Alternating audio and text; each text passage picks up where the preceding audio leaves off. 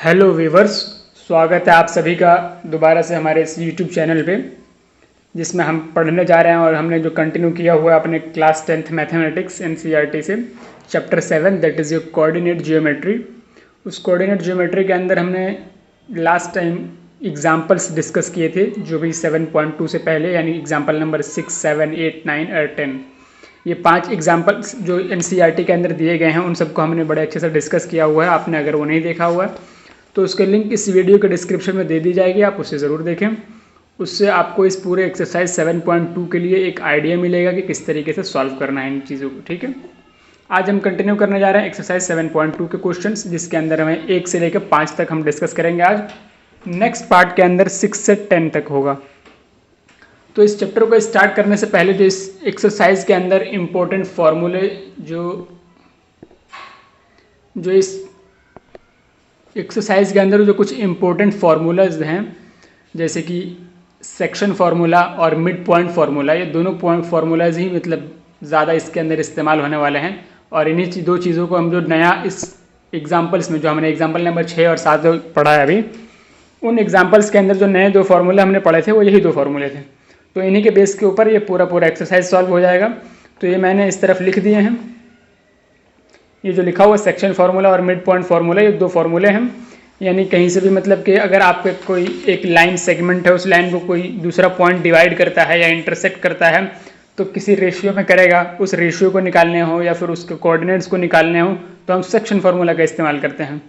Even अगर जो किसी तरीके का मिड पॉइंट फार्मूला तब लगता है जब आपके पूरे लाइन सेगमेंट को सिर्फ 2 भाग में उसको डिवाइड कर दे, यानी सिर्फ 2 पार्ट में, इक्वली पार्ट में डिवाइड कर दे, तब हम मिड पॉइंट फार्मूला लगाते हैं। तो ये जो फार्मूले के बारे में बात हो गई।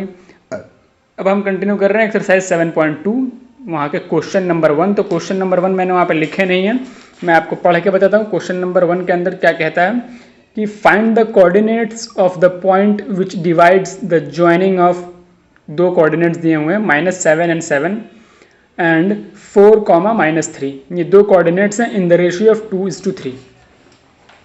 यानी अब मैं आपको बताता हूँ कि इस क्वेश्चन का मतलब क्या हुआ। मतलब ये है कि हमको कोऑर्डिनेट्स पता करने हैं। क्या पता करना है? कोऑर्डिनेट्स पता करने हैं, यानी इस x और y की वैल्यू पता करनी है। क्यों और क्या रिलेशन वगैरह किस तरीके से है जो हमें मतलब निकाल लेंगे हम यहाँ से। वो ये कहता है कि मतलब एक ये कोऑर्डिनेट गिवन है और एक ये कोऑर्डिनेट गिवन है, इन 2 कोऑर्डिनेट्स को ज्वाइन करने पे ये पूरा एक लाइन सेगमेंट बनता है। और इस लाइन सेगमेंट को एक पॉइंट है, कोई पॉइंट जिसका नाम हमने मान लिया है कि P है, वो पॉइंट जो है इसको 2:3 के रेशियो में डिवाइड करता है। तो हमें बस इस पॉइंट के लिए कोऑर्डिनेट पता करना है, यानी किस कोऑर्डिनेट पे डिवाइड कर रहा है जिसकी वजह से आपको जो रेशियो मिल रहा है वो 2:3 मिल रहा है। तो वही हमें पता करना है। तो सिंपली इसके अंदर हमें करना कुछ नहीं है, वही फार्मूला लगाएंगे हम, सेक्शन फार्मूला लगाएंगे, यानी Pxy = mx2 + nx1। हमने इसके फार्मूले को याद करने के लिए जो थोड़ा सा तरीका बताया था वो यही बताया था कि आप m + n लिखिए, नीचे भी m + n लिखिए। दूसरा कोऑर्डिनेट लिखिए m + n लिखिए, नीचे भी m + n लिखिए। यहाँ पर x2 x1, वहाँ पर y2 y1 कर दीजिए बस। तो ये फार्मूला हो जाएगा। और वैल्यूज़ पता करने के लिए कैसे किया था हमने कि वैल्यूज़ जो आपके रेशियो होंगे, ये 2:3 या 3:1, 4:, कुछ भी हो, उनके जो पहला होगा उसको m मान लीजिए और जो दूसरा उसको n मान लीजिए। तो m और n की वैल्यू इस रेशियो से आ जानी है। x2 x1 के बारे में आप अच्छे से जानते हैं। दूसरे कोऑर्डिनेट का जो x को पॉइंट होगा वो x2 होगा और पहले कोऑर्डिनेट का जो x की वैल्यू होगी वो x1 हो जाएगी। सिमिलरली y2 और y1 भी हो जाएंगे। तो अब इन वैल्यूज़ को पुट करना है और हमें मतलब इसके कोऑर्डिनेट्स पता करना है। तो Pxy ब्रैकेट के अंदर mx2, m की वैल्यू क्या है आपके 2 है, x2 की वैल्यू क्या है 4 है, तो 2 × 4 ऐसे ही, प्लस n की वैल्यू 3 है और x1 की वैल्यू इज -1, तो -1 से मल्टीप्लाई हो जाएगा तो ये -3 हो जाएंगे। तो ये क्या होगा कि 8 बन जाएगा और ये -3 बन जाएगा, डिवाइड बाई 5 इस तरफ चल ही रहा होगा।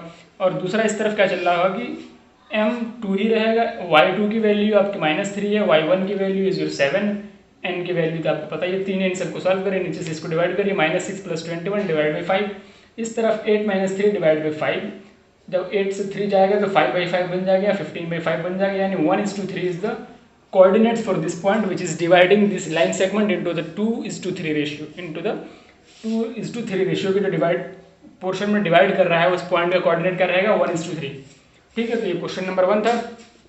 अब मैं क्वेश्चन नंबर 2 को लिखता हूँ और उसको एक्सप्लेन करता हूँ। जब तक के लिए मैं ज़रा बोर्ड साफ कर लूँ। हाँ, तो व्यूअर्स अब हम क्वेश्चन नंबर 2 को भी यहाँ पे लिख चुके हैं बोर्ड पे, उसको मैं एक्सप्लेन करता हूँ। क्वेश्चन नंबर 2 तो मैंने फिर से प्रॉपर नहीं लिखा है, बट मैं पढ़ के आपको बताता हूँ कि बुक के अंदर क्वेश्चन नंबर 2 के बारे में क्या कहता है। ठीक है, क्वेश्चन नंबर 2 के लिए कहता है find the coordinates of the points of trisection of the line segment joining by these 2 coordinates. यानी 2 कोऑर्डिनेट्स दे रखा है बुक के अंदर, और उन 2 कोऑर्डिनेट से ज्वाइन होने के बाद जो एक लाइन सेगमेंट बन रहा है, उस लाइन सेगमेंट को कुछ पॉइंट्स हैं जो डिवाइड करते हैं ट्राइसेक्शन पॉइंट्स में, ट्राइसेक्शन में, यानी 3 पार्ट में डिवाइड करते हैं। ठीक है, उस ट्राइसेक्शन को जो डिवाइड कर रहे हैं वो दोनों पॉइंट्स, उन दोनों पॉइंट्स के कोऑर्डिनेट्स पता करना है हमें। क्या पता करना है? उन दोनों पॉइंट्स के कोऑर्डिनेट पता करने हैं।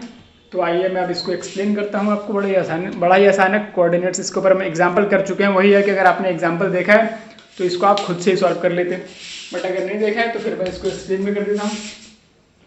ट्राइसेक्शन का मतलब क्या है कि मान लीजिए कि ब्लू वाली लाइन जो है ना, ब्लू वाली लाइन, ये आपका एक लाइन सेगमेंट था by joining of this and this 2 coordinates. ठीक है, 2 कोऑर्डिनेट्स मिलकर के इस पूरे ए एंड बी ब्लू वाली लाइन को फॉर्म कर रहे थे, जिसको हम एक लाइन सेगमेंट कह रहे हैं। अब इसके ऊपर 2 पॉइंट आते हैं पी एंड क्यू, एक जगह पी बैठ जाता है, एक जगह क्यू बैठ जाता है। इन दोनों इसको 3 पार्ट में डिवाइड कर देगा, 1 पार्ट, 2 पार्ट, 3 पार्ट में डिवाइड कर देगा, जिसको हम ट्राइसेक्शन कहेंगे। ठीक है, अब इस ट्राइसेक्शन को करने वाले जो 2 पॉइंट्स हैं, दोनों पॉइंट्स यानी पी एंड क्यू के कोऑर्डिनेट्स पता करना है हमें। ये हमारा अपना टास्क है। तो इस टास्क को कंप्लीट करने के लिए हमें थोड़ा सा दिमाग ऐसा लगाना पड़ेगा, वो ये कि अगर ये ट्राइसेक्शन में पॉइंट को डिवाइड कर रहा है और इक्वली भी है, मानिए कि 3 पॉइंट्स में, यानी 1 पार्ट ये, 2 पार्ट ये, इन तीनों पार्ट्स को मिला तो ये पूरा लाइन सेगमेंट बन जाएगा। तो ऐसा जब पी पॉइंट के लिए हम बात करेंगे तो 1 पार्ट यहाँ पर रहेगा और 2 पार्ट इस तरफ रहेंगे। पी पॉइंट के लिए 2 पार्ट इस तरफ, 1 पार्ट इस तरफ। हमें नहीं पता कि कौन कितना बड़ा है, कौन छोटा है, कौन इक्वल है कि अनइक्वल है, कोई फर्क नहीं पड़ता उससे। आप नंबर ऑफ पार्ट्स गिनिए कि पूरे लाइन सेगमेंट के 3 पार्ट थे, 2 पार्ट पी के उस तरफ है और 1 पार्ट पी के इस तरफ है। तो रेशियो अगर हमें लिखना हो तो क्या लिखेंगे? पी पॉइंट के लिए, पी पॉइंट के लिए रेशियो हम 1:2 लिख सकते हैं। इसी तरीके से अगर क्यू के लिए लिखना हो तो क्यू पॉइंट के लिए रेशियो क्या लिखेंगे? क्यू पॉइंट के लिए रेशियो जो है वो हम लिख सकते हैं कि नहीं, कि इस तरफ 2 पार्ट है, इस तरफ 1 पार्ट है, तो यहाँ पर इसका रेशियो 2:1 लिख सकते हैं। नहीं, क्यू के लिए रेशियो 2:1 लिख सकते हैं, पी के लिए रेशियो 1:2 लिख सकते हैं। ठीक है, और फिर जब रेशियो मिल गया तो हमको ये मिल गया। और रेशियो हमें पता हो, लाइन सेगमेंट के दोनों कोऑर्डिनेट्स पता हो, तो फिर भैया ये कोऑर्डिनेट्स निकालना कौन सा बड़ा काम है अपने लिए। तो हम निकाल देते हैं फटाफट। पी एक्स वाई लिख लिया यहाँ पर और पी पॉइंट्स के लिए कोऑर्डिनेट निकालिए। वही सेक्शन फॉर्मूला रहेगा mx2 plus nx1 divide by m plus n। दूसरा फॉर्मूला है, दूसरा जो रहेगा my2 plus nx1 divide by m plus n। ये फॉर्मूले रहेंगे। मैंने सारे x2 y2 x1 y1 के वैल्यूज लिख दिए। m और n p के लिए भी लिखा है और m और n के वैल्यू q के लिए भी लिखा है। दोनों अलग अलग होगा क्योंकि p पॉइंट पे जो रेशियो है वो डिफरेंट है q पॉइंट से। q पॉइंट पे जो रेशियो बनेगा, इस तरफ 2 पार्ट रहेंगे, उस तरफ 1 पार्ट रहेगा, इसलिए 2:1 का रेशियो रहेगा। तो आप सारी वैल्यूज पुट करेंगे। पुट करने के बाद आपको मिलेगा ये कि पी एक्स वाई का जो कोऑर्डिनेट मिल रहा होगा वो 2,-5/3 आ रहा होगा। मैं ज़रा एक बार चेक कर लूँ क्योंकि फ्रेम बड़ा गड़बड़ा गया है। हाँ बिल्कुल ठीक है, पी की जो वैल्यू है, पी की वैल्यू वो यही है 2,-5/3। ये पी पॉइंट के लिए कोऑर्डिनेट हो जाएगा। सिमिलरली क्यू पॉइंट के लिए अगर आप निकालें क्यू पॉइंट के लिए कोऑर्डिनेट, तो Q X Y equals to mx2 plus nx1 divide by m plus n। दूसरा कॉमा में डालिए my2 plus ny1 divide by m plus n। Values वैसे ही पुट करिए। m और n की वैल्यू यहाँ पर थोड़ा सा डिफरेंट हो जाएगा, 2:1 हो जाएगा। वहाँ पर क्या था, 1:2 था ना जी। यहाँ पर p के लिए जो मतलब था आपका वो 1:2 था और यहाँ पर क्या रहेगा, 2:1 रहेगा। बाकी इसकी वैल्यूज x2 y2 और ये सारी चीज़ तो पता ही है, उन सबको यहाँ पर पुट करिए। यहाँ पर जो सॉल्व करेंगे आपको तो q के लिए जो कोऑर्डिनेट मिलेगा वो 0,-7/3 मिलेगा।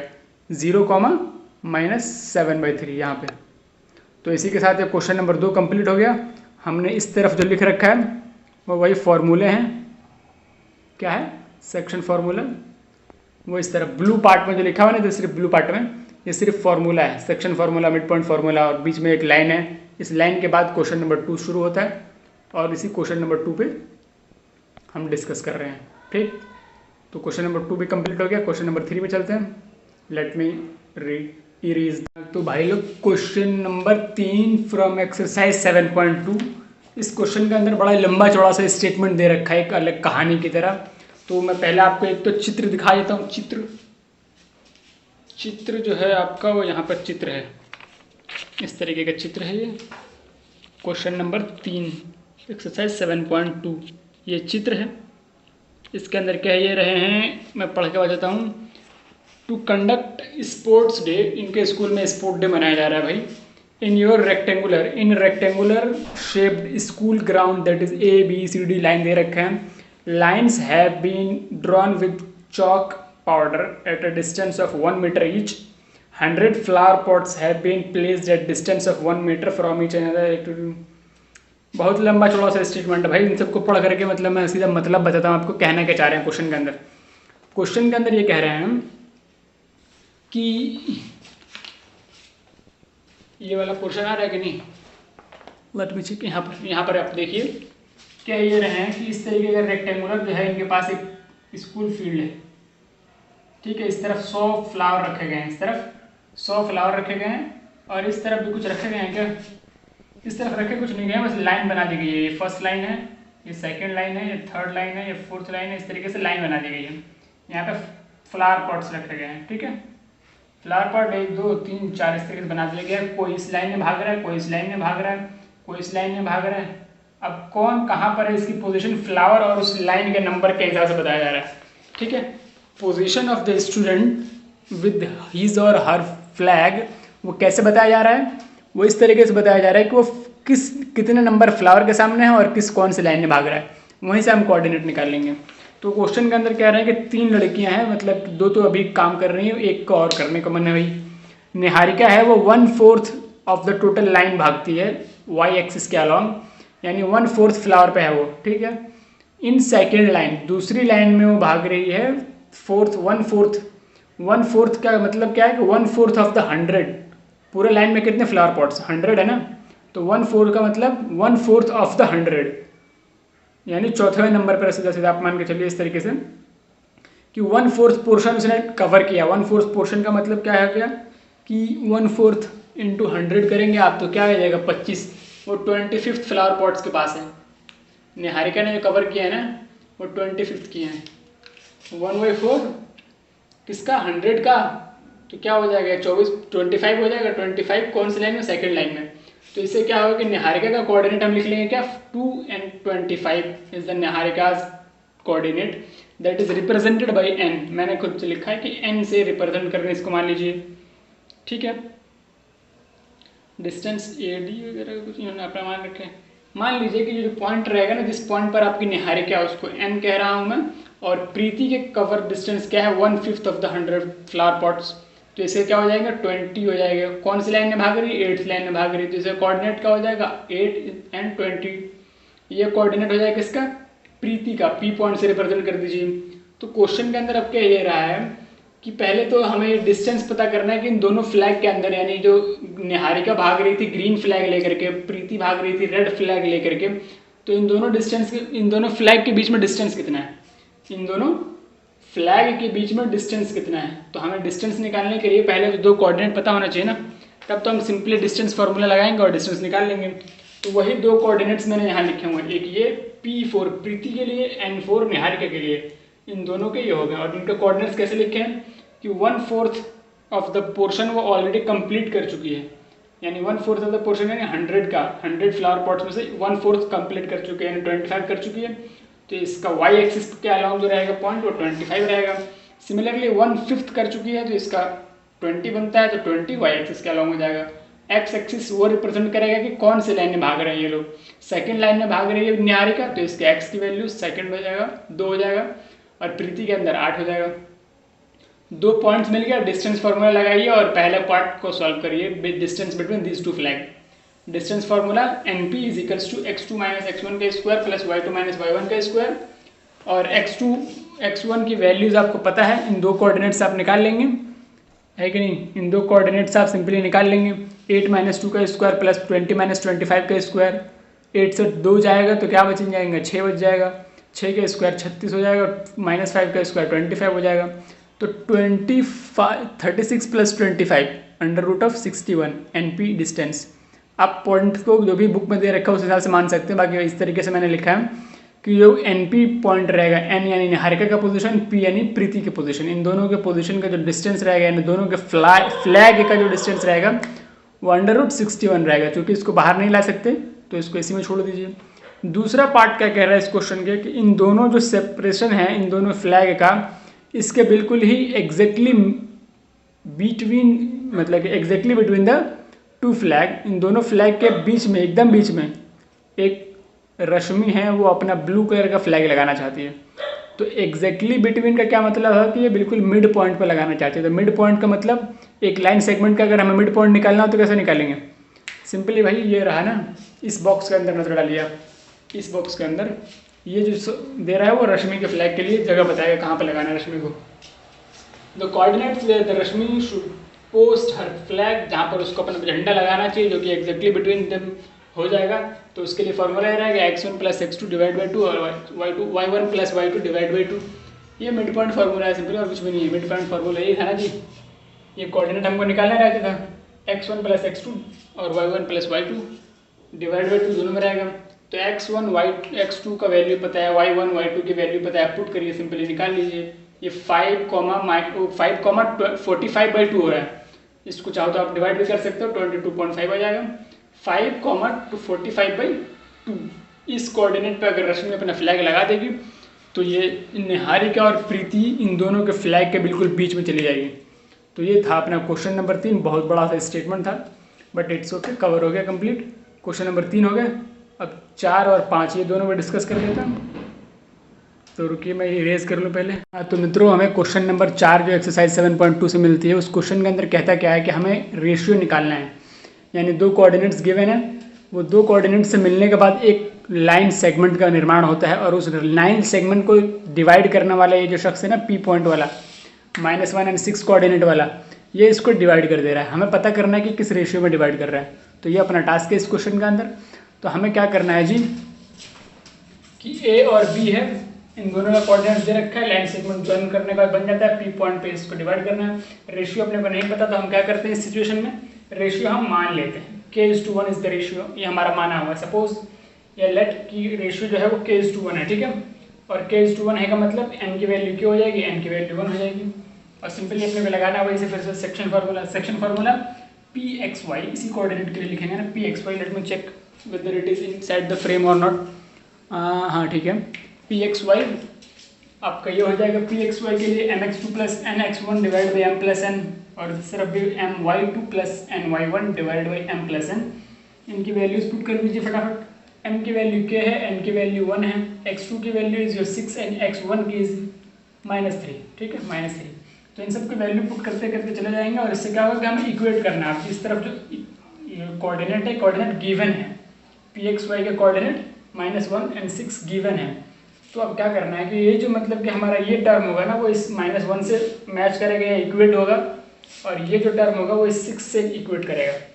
क्यों? क्योंकि हम सेम कोऑर्डिनेट जो लिख रहे हैं, इसी पॉइंट के लिए तो कोऑर्डिनेट लिख रहे हैं। इस तरफ हमें नहीं पता, इस तरफ पता है, इक्वेट कर देंगे, हम चीज़ें निकाल लेंगे यहाँ से, ठीक।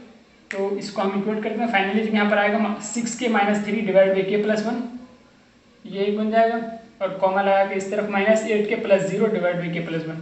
आप चाहें तो इस पूरे टर्म को इस 6 से इक्वेट कर लें, और आप अगर चाहें तो इस टर्म को आप -1 से इक्वेट कर लें, क्योंकि ये जो होगा वो इस -1 के बराबर होगा, -1 के बराबर होगा, और ये जो होगा वो इस 6 के बराबर होगा, इस 6 के बराबर होगा, ठीक है। तो इक्वेट करने पर अपने क्या मिलेगा कि यहाँ मान लीजिए कि ये जो इक्वेट करेंगे क्रॉस मल्टीप्लाई कर दिया हमने, 6k - 3 / k + 1 = -1 से इक्वेट किया है। इसको क्रॉस मल्टीप्लाई कर दीजिए तो क्या बन जाएगा, -k - 1, और इस तरफ ये रह जाएगा। तो अब इस 3 को भी उस तरफ भेज दीजिए तो क्या हो जाएगा, +2 हो जाएगा, ये इधर जाएगा +3 का, और -1 है +2 का जगह नहीं, वही मैंने लिख दिया डायरेक्टली, +2 और माइनस के ऐसे रह जाएगा, 6 के इस तरफ है। जब ये इधर आएगा तो 7 के हो जाएगा, इस तरफ 2 रहेगा तो k की वैल्यू 2/7। हमने रेशियो क्या माना था, k:1। k:1 का मतलब क्या होता है, k/1, यही मतलब होता है ना रेशियो का। k:1 अगर लिखा हो तो k/1 होगा, और k/1 का मतलब हमें k की वैल्यू पुट करनी है 2/7 / 1। ये 1 अपने आप यहाँ चला जाएगा, तो सिंपली क्या बच जाएगा 2/7। 2/7 इज द रेशियो, मतलब 2:7 का रेशियो में ये डिवाइड करने वाला है ये पॉइंट P इस AB पॉइंट को, इस AB लाइन सेगमेंट को। ठीक है, तो ये था जी क्वेश्चन नंबर 4 जो कंप्लीट हो गया। अब क्वेश्चन नंबर 5 को डिस्कस कर लेते हैं। क्वेश्चन नंबर 5 में यहाँ पर आ चुका है। क्वेश्चन नंबर 5 के अंदर 2 पार्ट दिए गए हैं। 2 पार्ट कौन कौन से हैं मैं बता दूं आपको।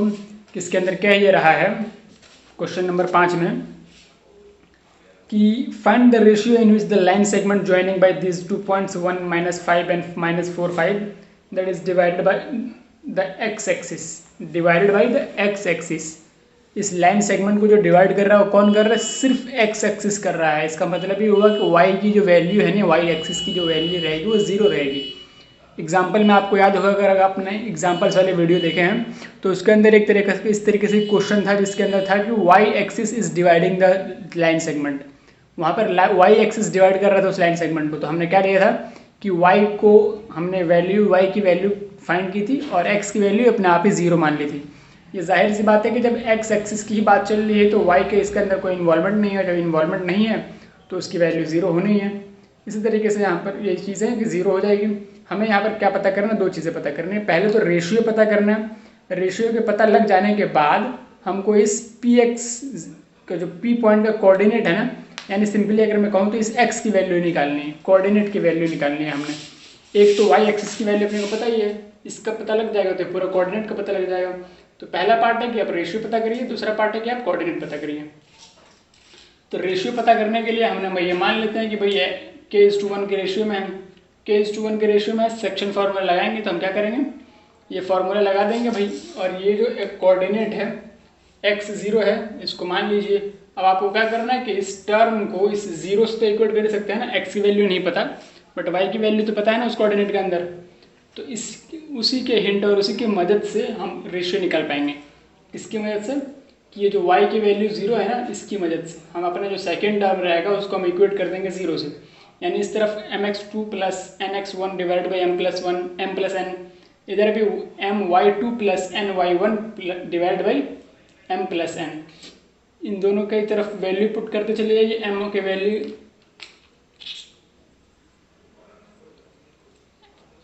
m की वैल्यू क्या रहेगी, n की वैल्यू 1 रहेगी। और इस तरीके से x2 x1 इन सबको पता है, x2 ये है, x1 ये है, y2 ये है, y1 ये है। वैल्यूज पुट करिए। वैल्यूज पुट करने के बाद आपका दोनों टर्म इस फॉर्म में आएगा कि -4k + 1 डिवाइड बाई k + 1। ये चीज़ आपके x से इक्वेट कर रहा होगा और ये चीज़ आपके उस y की वैल्यू से इक्वेट कर रही होगी। तो y की वैल्यू अपने को पता है 0, उससे इक्वेट कर दीजिए। 5k - 5 = 0, इसके डिवाइड में k + 1 था ना, 5k - 5 divide by k + 1 = 0। Cross multiplication करेंगे पूरा 0 हो जाएगा टर्म। और ये जो वैल्यू बच जाएगी क्या बचेगी, 5k - 5 = 0। 5 को इस तरफ भेज दीजिए, 5k = 5 हो जाएगा, k = 5/5 यानी 1 हो जाएगा। तो k की वैल्यू 1 है, 1:1 यानी रेशियो जो बन के आएगा 1:1 बन के आएगा। रेशियो पता लग गई। अब आपको इसके कोऑर्डिनेट पता करना है। कोऑर्डिनेट पता करने के लिए आप पता कर लीजिए मिड पॉइंट से, ये k की वैल्यू मिल गई और रेशियो पता लग गया 1:1। फाइंड द कोऑर्डिनेट, कोऑर्डिनेट पता करना है, मिड पॉइंट फार्मूला लगाइए, x1 + x2 डिवाइड बाई 2 और y2 + y1 divide by 2। x1 x2 सारी चीज़ें वैल्यू पता है, आपको डिवाइड बाई 2 करिए। फाइनल जो आंसर निकल करके आएगा वो क्या निकलेगा, -3/2 एंड 0। ये कोऑर्डिनेट रहेगा इसका, यानी x की वैल्यू क्या है, -3/2 है और ये 0 है। ठीक है, तो ये था क्वेश्चन नंबर 5 और इसी के साथ हम इस वीडियो इस पार्ट को हम यही कंप्लीट करते हैं। एक्सरसाइज 7.2 के लिए जो है वो एक पार्ट और आएगा जिसमें 7.2 कंप्लीट हो जाएगा। ठीक है, तो यहाँ तक देखने के लिए धन्यवाद। अगर चैनल सब्सक्राइब नहीं किया हो तो ज़रूर कर लें और अपने सहपाठियों के साथ इसको ज़रूर शेयर करें। Thank you so much.